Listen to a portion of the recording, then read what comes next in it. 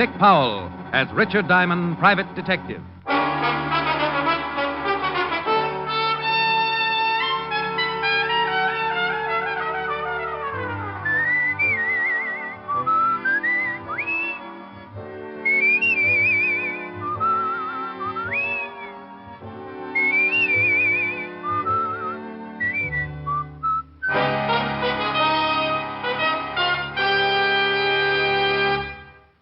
Now a half hour with Richard Diamond, private detective, starring Dick Powell.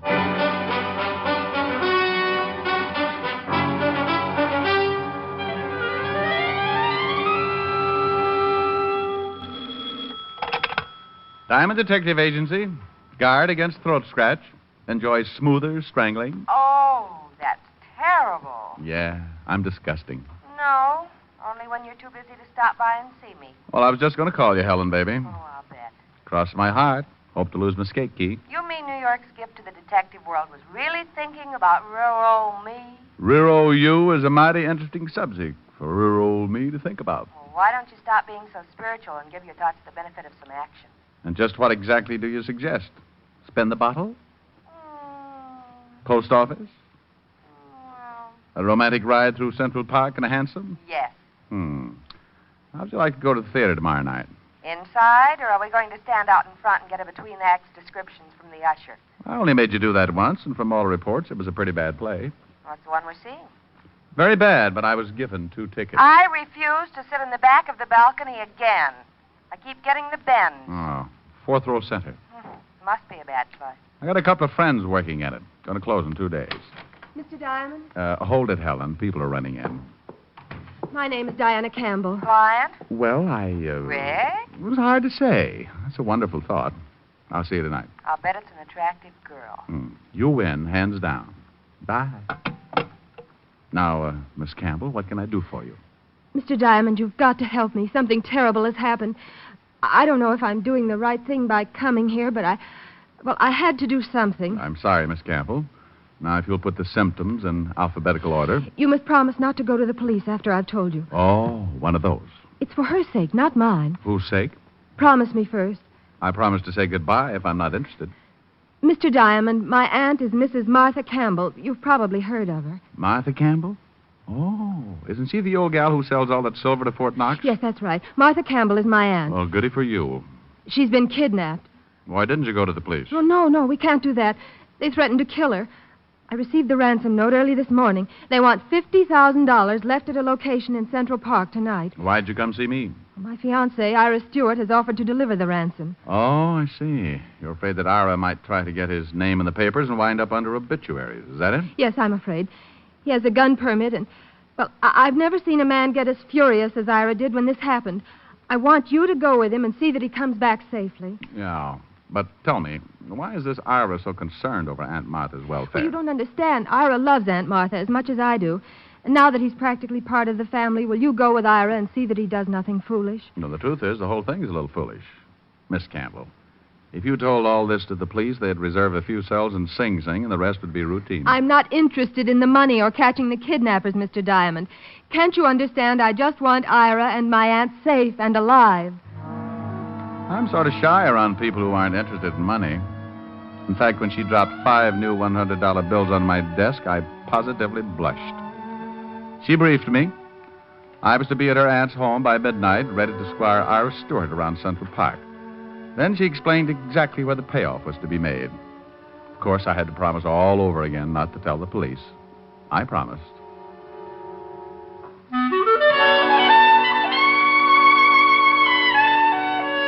Diana Campbell left, but her perfume lingered on. I could have sat around and let that odor drive me to a cheap neurosis, but there were things to do. And the first thing I did was to break my promise to Diane. Well. If it isn't Sergeant Otis, and I'd be happy if it wasn't. Otis. Wake up, Sergeant. Up with the buttercups. It's 3 o'clock in the afternoon. Oh, hello, Shamus. Otis, you'd make a hibernating bear look like an insomnia victim. Well, I'm tired. I've been working hard. I guess you got a right to be tired. If I had to drag those 2 feet of yours around all day, I'd have a nervous breakdown. No. Hiya, fatty. Who's dead? Well, there's been a nasty rumor going around about your sergeant. No, stop clowning. It's too hot. What's on your mind? No. Well, it's not your department. I need somebody I can trust. Kidnapping. Martha Campbell. The Martha Campbell? Yep, she's been snatched, and the retail price is $50,000. The old dame's niece hired me to take care of her boyfriend when he makes the payoff tonight. Where? Central Park, 2 a.m. Come as you are. Otis, Yeah, Lieutenant. bring me a map of Central Park. Get Lieutenant Davis. Tell him I want every detective available tonight. Prepare a special message to all units of... Hey, wait a minute. Prepare a special message to all units of... Hey, wait a minute. What should I do first? Resign, Melonhead. Get that map. Walt and I went to work on the map. We circled the payoff area and set up watch points for an army of plainclothesmen. Nobody going into the area before 2 a.m. would be stopped. But anybody coming out after that time was going to need a good story. It looked great on paper, but Walt was sadder than a Scotchman being held up. If anything went wrong and the news broke, the kidnapping of a woman with Mrs. Campbell's prestige would really upset the commissioner. I left Walt, taxied over to Park Avenue in time to have half of Helen's dinner, spent the rest of the time before midnight with her, and then left to keep my date at a graystone mansion on the west side. Oh, Mr. Diamond, I'm glad you're here. Come right in. My fiancé's in the study. What did he say about my coming over here? Well, I haven't told him yet. I thought it might be better if... So don't you ever do anything the easy way? Ira, I'd like to have you meet Mr. Diamond. What? Oh. Diane, tonight of all nights to have a guest over. Mr. Diamond, I'm very glad to meet you, but, well, you'll have to go now. I'm sorry. Ira Stewart was a blonde, well-built young guy in loose brown tweeds.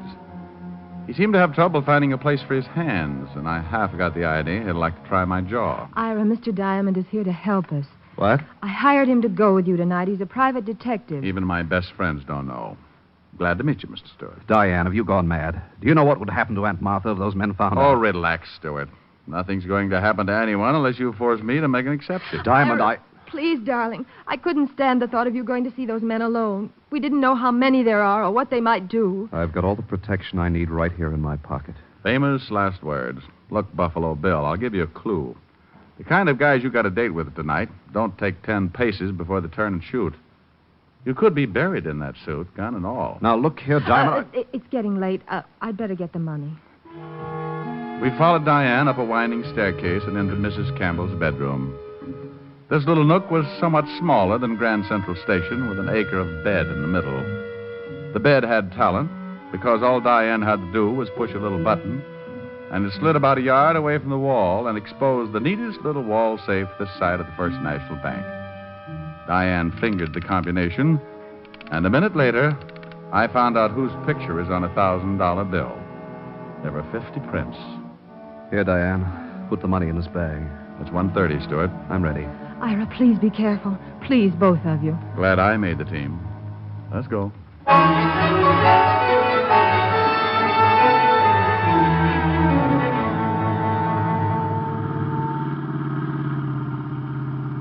Central Park by moonlight.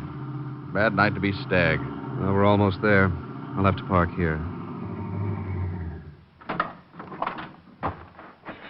Must be among that clump of trees up ahead. Now, keep close, Stewart. And don't get any ideas about shooting anybody. It might turn out to be me, and I'd squeal on you. We both went into a crouch and edged forward. There was a small clearing between the trees, which the moon had turned into a silver pancake. I might have enjoyed it, except that Stewart was as nervous as an old maid looking at a calendar. Did you hear anything? Oh, sounds like a revolution in the insect world. You stay here. I'll go through this hedge and have a look. Maybe I'd better come with you. No. You stay here. Diamond!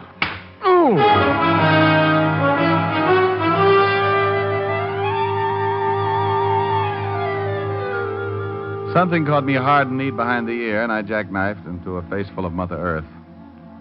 Don't let anyone tell you it's nice to get away from things for a while. I didn't like it a bit. I was far, far away.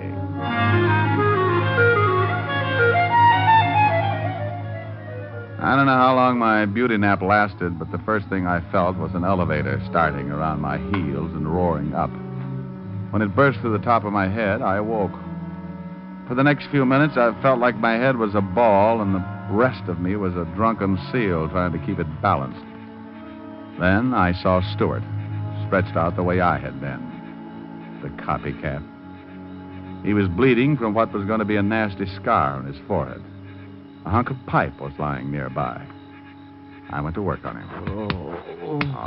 All right, Stewart. Rise and shine, rise and shine. Oh, come on. You're just not used to it. I make it a point to have my head cracked at least once a week. What happened? Oh. Last one out talks first, and that's you. Yeah. Now I remember. There were two of them. One started for you, and I yelled. Check. Then I heard one of them say, "Get him, Bob." And then you were shaking me. Diamond. The bag. The money's gone. So it was. It was time to give Walt part of my headache. Stewart and I stumbled back to the car. There was someone in the front seat. I pulled the door open and found myself face to face with the kidnapped Mrs. Martha Campbell. She was dead.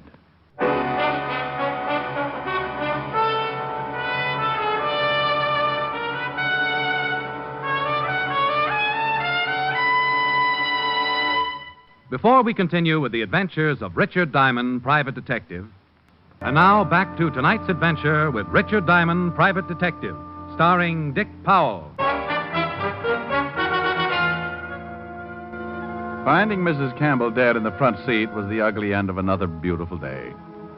I hadn't known the little gray-haired woman personally, but from her reputation, I had the hunch that some of this town's best charity groups would be in mourning come tomorrow. And just in case I wasn't feeling bad enough, Stewart was right in there to help me. I never should have let you come.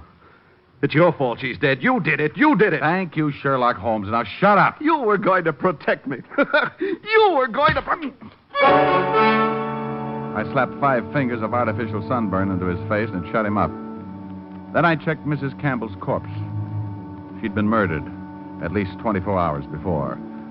I lifted her featherweight body and stretched her out in the back seat. Ira was still rubbing his cheek when I pushed him into the car.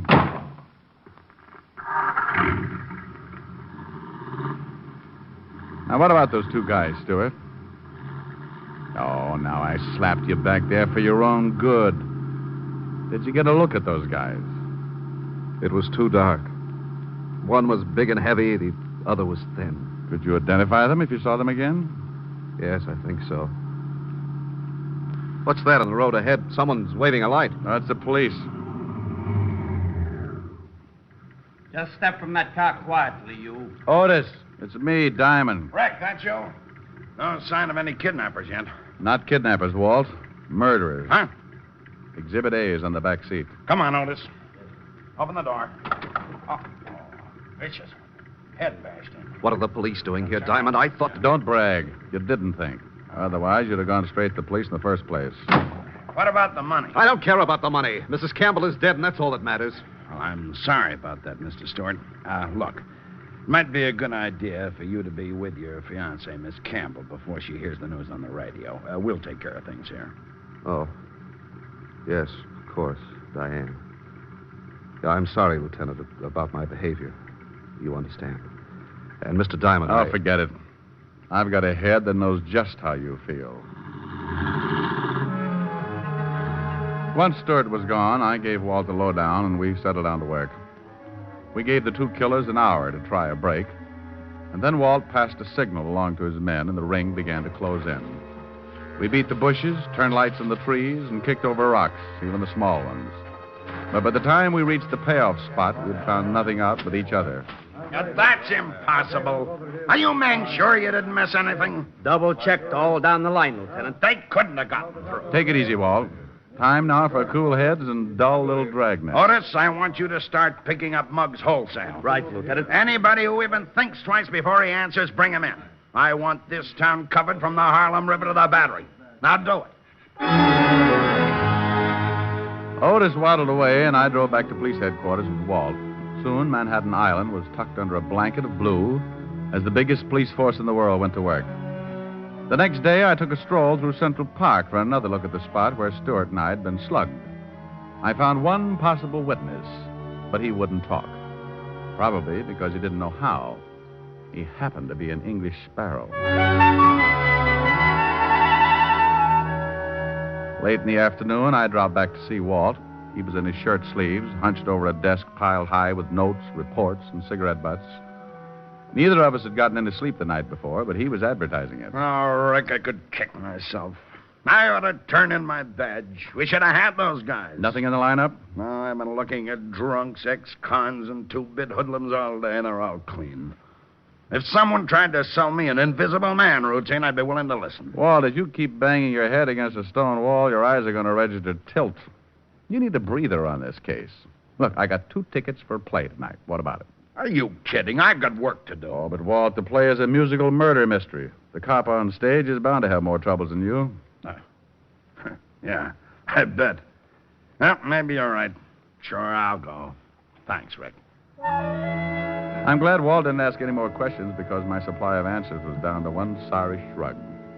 However, this last maneuver didn't go over too well on Park Avenue when I dropped in to tell Helen she was being stood up. Rick Diamond, this time you've gone too far. Now, would it help any if I said it was business? No. Well, I suppose there's nothing I can do. I spent all day buying a new dress and getting my hair done, and then you walk in at the last minute and tell me you... Helen, baby. Now, you stay away from me, Rick. Rick, let go of me. No, in a minute. Rick. You dog.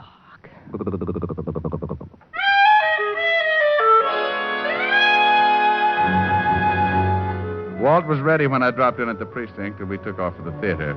After the show was over, we meandered backstage to see my friends of the cast. Turned out to be an interesting evening. The next morning, I called up Ira Stewart from Levinson's office.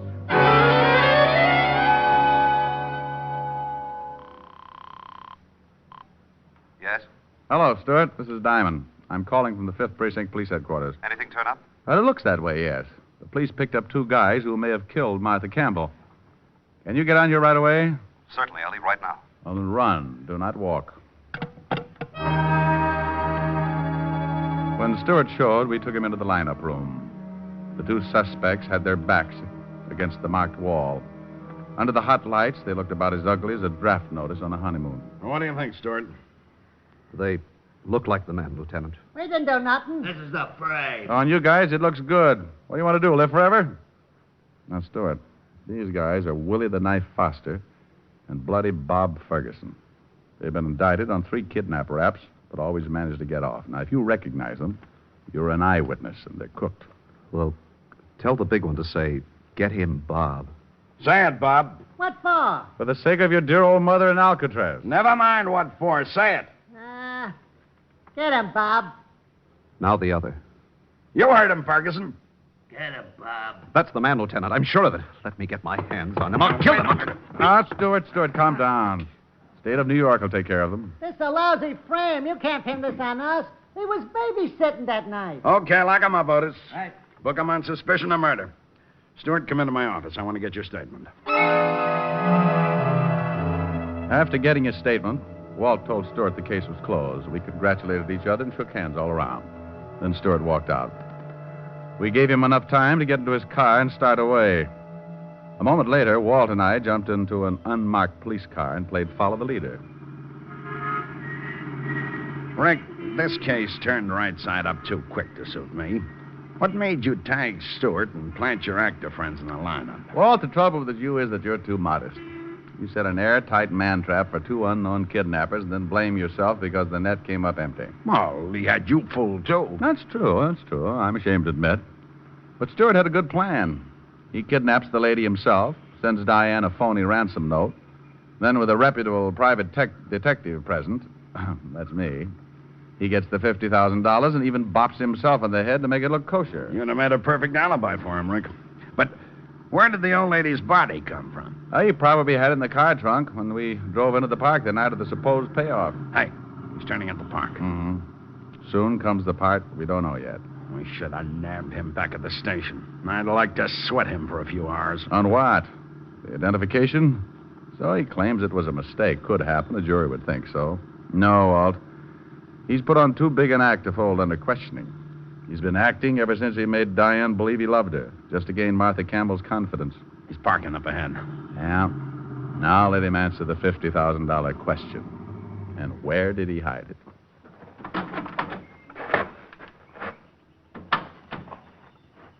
He's heading toward that same grove of trees. We took off at a fast trot until we reached a hedge not too far from where we expected to find Stewart. We saw him all right. He was standing around right under the same tree he'd led me to a couple of nights back. A family of picnickers were close by, so he was acting like a guy out for some air. We ducked behind the hedge to watch, though I had to hold Walt back a few times. Finally, Stewart tipped his hand. He reached up past the nest of my sparrow friend into a hollow of the tree. It wasn't eggs he was after. The stuff he pulled out had that fascinating color known as currency green. That's enough for me, Rick. Okay, Stewart. Duck, Walt. Are you hurt, Walt? Yeah. One of his shots creased my shin. Hurts like blazes, though. Let's get that guy. He's running for the zoo. I'll get him, Walt. Put a tourniquet around your neck and sit tight. Oh, watch out for the crowd, Rick.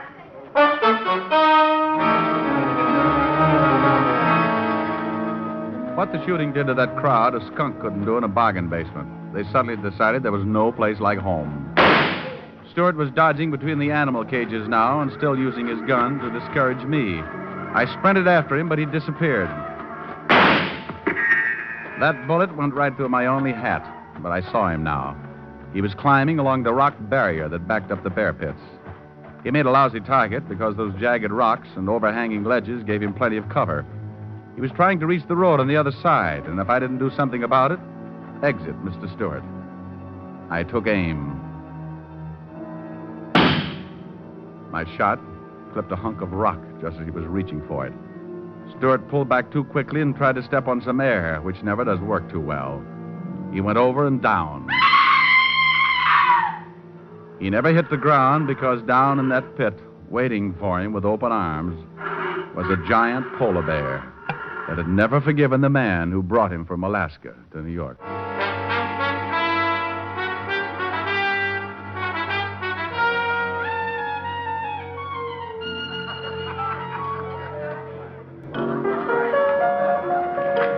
Rick, I'm glad you and Helen could make it to the cast party. Thanks, Bob. Thanks also for the great acting job you and Willie pulled off at police headquarters. Anytime, Rick. Glad to help out. Yeah, that's a nice tune.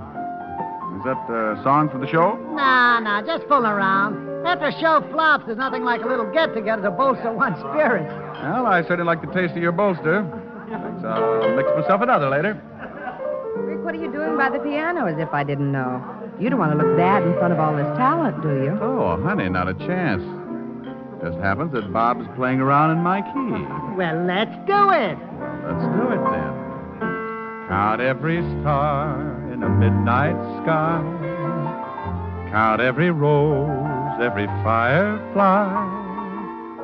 For that's how many times I miss you. Heaven knows I miss you. Count every leaf on a willow tree. Count every wave on a stormy sea. Count every star, and darling, when you do, you know the times I have cried for you.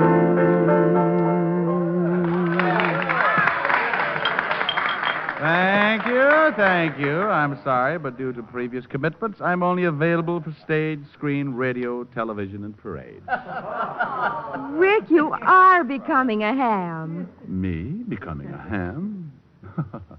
Oh, my dear, really?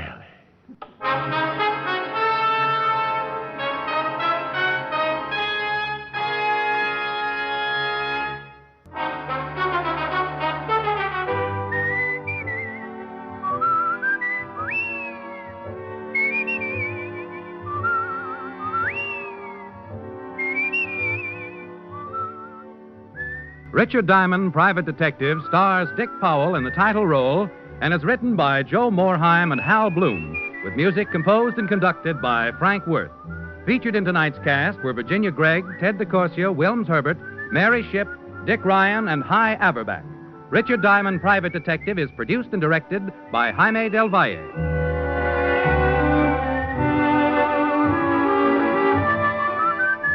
This is Bill Foreman inviting you to be with us next Wednesday at this time when we will again bring you Dick Powell as Richard Diamond, Private Detective.